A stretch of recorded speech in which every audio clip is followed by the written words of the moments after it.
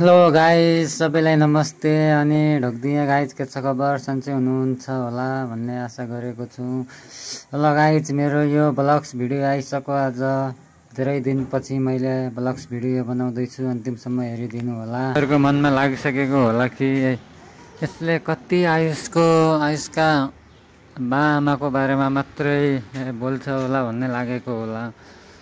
हो गाइज, म पक्कै पनि बोल्दैछु, किनभने जहिले पनि कि त राम्रै मान्छेको चर्चा हुन्छ कि त नराम्रै मान्छेको चर्चा हुन्छ होइन। अहिलेको जमानामा युवाहरूको माग अनुसारका आयुषका बा र आमा भनेका अहिलेका फेमस छन् क्या गाइज, बहुत फेमस पपुलर मान्छे हुन्। त्यसैले उनकै चर्चा गर्नुपर्छ, किनभने हामीले चर्चा नगरेपछि अरू कसले नै गर्ने हो र होइन गाइज।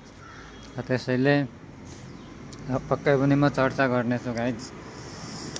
गाइज, हेर्न सक्नुहुन्छ हाम्रो महाराष्ट्रको न्युज, कि त चर्चा महाराष्ट्रकै कि त चर्चा आयुषका बाकै भने जस्तो हो क्या गाइज।